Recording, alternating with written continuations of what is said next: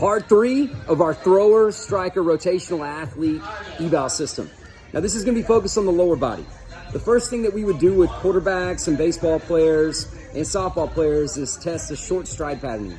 Now this test could serve different purposes for a tennis athlete or golf athlete or someone of that nature, but let's just use the example of a pitcher. For a pitcher, we're looking at the top end for their stride patterning to be close to 115% of their height.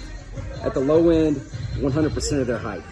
Now, this is the ability to do that. Finding out what works best for them is an entirely different thing. Next, we're looking for leg asymmetry.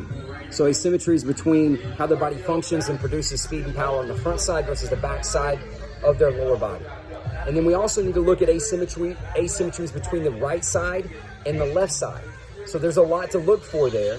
And there's some simple tests that we use to be able to test their ability to utilize those things in a coordinated fashion. Now this has to do a lot with the joint dynamics of the ankle, the hip, and the knee, and the function of those, and quite frankly, the coordination of those between the right and the left. And some people neurologically are wired or have made their body wired to be more of a pusher than a puller.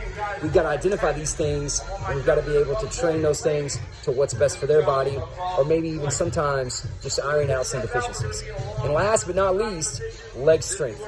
Now this is probably most appropriately described as leg power, because in any power sport, I think any coach and trainer would agree, the bottom line, all that matters is what can be expressed. So I don't care if an athlete can come down here and squat 700 pounds. We've seen that.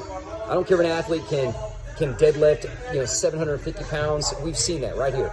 What needs to happen is that has got to transfer over to elite forms of power. And if it doesn't, then that's not something that athlete needs to continue to focus on improving. Okay, so for us, the leg strength test is an expression of leg power. Now we have about 12 different weight room tests that we have as standards for our rotational athletes, and that's separate from this test. This is more dynamic in a sense. So that's part 3.